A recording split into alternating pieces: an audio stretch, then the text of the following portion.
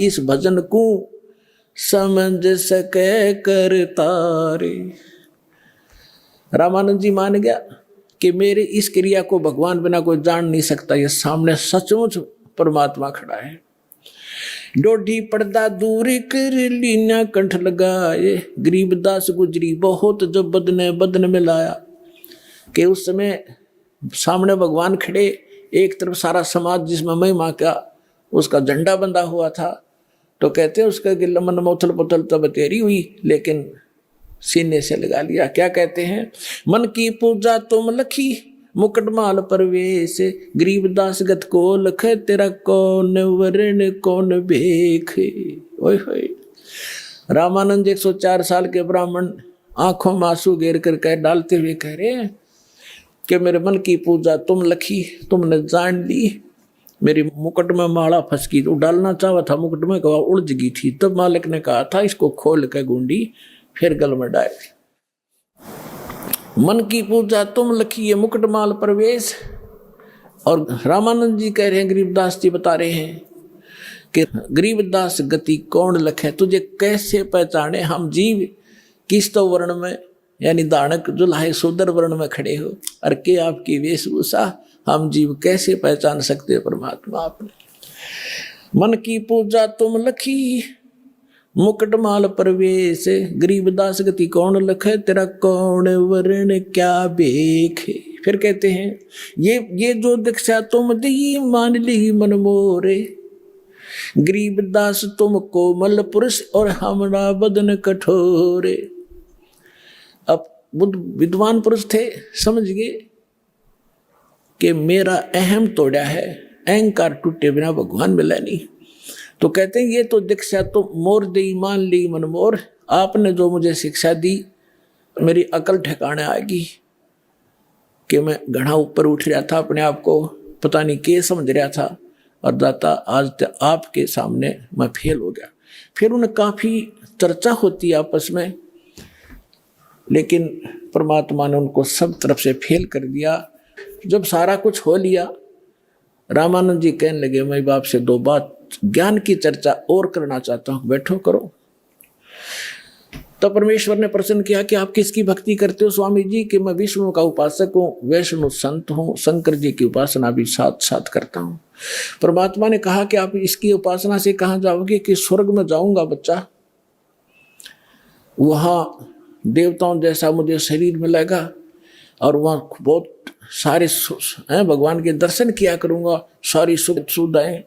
परमात्मा बोले वहाँ कितने दिन रहोगे, वहाँ कितना समय व्यतीत करोगे? विद्वान पुरुष थे मालूम था, और सब उसी समय कह दिया कि जब तक मेरे पुण्य रहेंगे मैं विष्णु लोक के स्वर्ग में रहूँगा। फिर कहाँ जाओगे? पता नहीं बच्चा, ले मैं बताऊँगा कहाँ जाओगे। फिर आप गधे बनोगे। और गीता अध्याय नंबर 15 के श्लोक नंबर 4 में कहा कि तत्वदर्शी संत की प्राप्ति के पश्चात परमेश्वर के उस परम पद की खोज करनी चाहिए, जहाँ जाने के बाद साधक फिर लौट कर नहीं आते। वो साधना मेरे पास है स्वामी जी, लेकिन यो मन इतना दुष्ट है, इतना रंगा हुआ पिछले गलत रंग में, फिर भी अपनी अड़गम सड़गम करके कहता है कि मैं समाधि लगाता हूँ, बहुत दूर मेडिटेशन से बहुत ऊंची ऊंचाइयों तक जाता हूँ। परमात्मा बोले पहुँचो कहाँ तक जाओगे?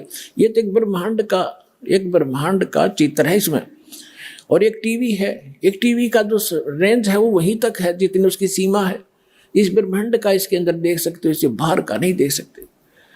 अब कहते हैं योग युक्त प्राणायाम कर जीता सकल शरीर, और त्रिवेणी के घाट पे वो अटक रहा बलबीर। यहाँ से सभी प्राणी धर्मराज के दरबार में जाते हैं, त्रिकुटी के ऊपर, वहाँ पर 3 रास्ते बन जाते हैं, उसको त्रिवेणी कहते हैं। एक लेफ्ट का रास्ता जाता धर्मराज के दरबार में, उससे आगे फिर वो उनके लोकों में जाते हैं जहाँ जिसने जैसा जाना है, और सामने का ब्रह्मरंध्र कहलाता है जो ऊपर ब्रह्मलोक में जाता है, और राइट साइड का एक शपथपुरी है, 96,000 खेड़े हैं, उस साइड में जाता है। तो वो सामने वाला रास्ता बंद, और वहाँ तक ही ये जा सकते हैं, फाइनल रेंज है, जब तक मृत्यु नहीं होगी इससे आगे नहीं जा सकते ये। तो वहां जाकर वो खड़े हो गए रामानंद जी सूक्ष्म यानी समाधि में, और परमात्मा साथ 5 वर्ष के बालक रूप में। तो परमात्मा जैसे सोपन होता है ना, इस समाधि मेडिटेशन ऐसा ही होता है। तो अंदर जाकर परमात्मा बोले, अब स्वामी जी कहाँ जाओगे, अब कहाँ जाओगे? आगे रास्ता मुझे मालूम नहीं, कि ये देखो 3 रास्ते हैं, ये रास्ता भी तुम इसमें अलाउड नहीं हो, जा नहीं सकते, मृत्यु को उपरांत ही जाओगे। इधर जाओगे, आपका धर्मराज के पास जाओगे, वहां आपका अकाउंट होगा। जिस लोक में जाना है, नरक में जाना है या कुत्ता गधा की योनि प्राप्त करनी है, वहां से अपना लेकर पर्ची और फिर आगे जाओगे। और आपने विष्णु जी की उपासना की, यहाँ विष्णु लोक में जाओगे। और ये सामने ब्रह्मरंध्र है, ये काल ने बंद कर रखा है, बज्र कपाट है यहाँ पर। ये तुम्हारे इस मंत्र जाप से नहीं खुल सकते। करके देख, तू अपने जो जाप करता है, जो भी मंत्र करते हो, उसने खूब कोशिश कर लियो, नहीं खुला। तो परमात्मा बोले, मेरे पास वो सत्य नाम है, उससे खुलेगा, मैं करता हूँ उससे मन। परमात्मा ने लीला की, वो तो वैसे ही खोल देने थे, लेकिन सतनाम दृढ़ करना था कि इससे खुलती है। चाबी तो वही है मालिक के पास भी, वो लगाकर खोल देते। तो परमात्मा ने सतनाम का सुमन करके दिखा, श्वास उश्वास से, जिसमें एक वो मंत्र है और दूसरा तत्व जो आपको सतनाम प्राप्त भगत को मालूम है।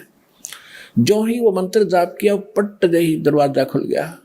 परमात्मा बोले, आ जाओ मेरे साथ। आगे जाके दिखा, तपस्या दिखाई, काल जहां बैठता है अलग से वो स्थान दिखाया, ब्रह्मलोक दिखाया। फिर 11वां द्वार पार करके अक्षर पुरुष के लोक में प्रवेश किया। फिर 12वां द्वार पार करके सतलोक में प्रवेश किया।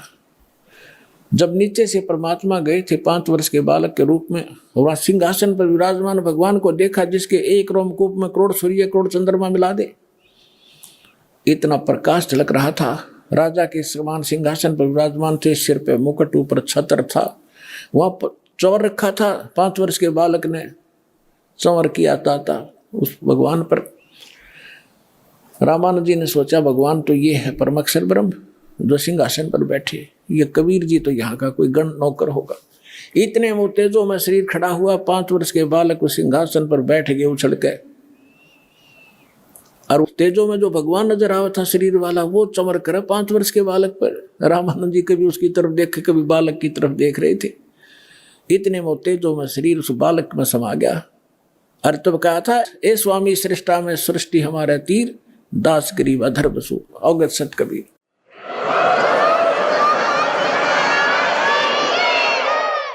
अब उसी समय परमात्मा ने कहा कि अब चलो वापस, बस इतना ही काम था।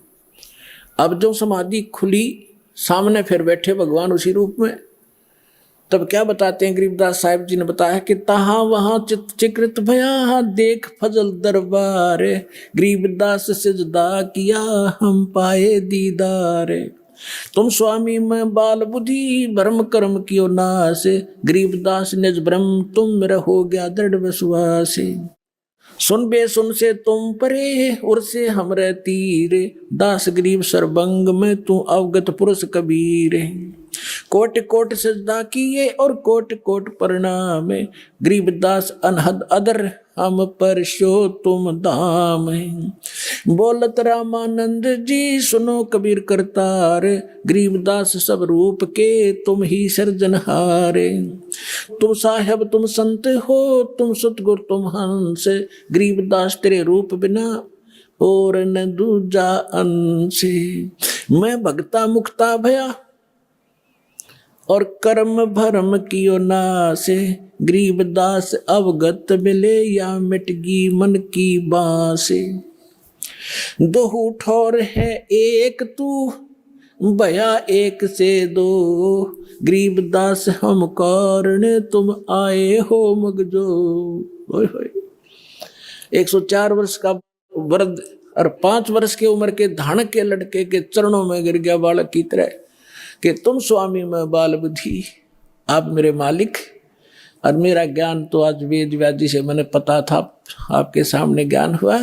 तुम स्वामी में बाल बुद्धि, मेरी तो बालक जैसा ज्ञान था आपके ज्ञान के सामने। और मेरा कर्म भरम भयो नाश। और गरीबदास जी कह रहे हैं कि रामानंद जी ये बोले, गरीबदास निज ब्रह्म तुम, वास्तव में सही भगवान आप हो। मुझे हो गया दृढ़ विश्वास। तो who is God? Kabir is God. बोलो सतगुरुदेव।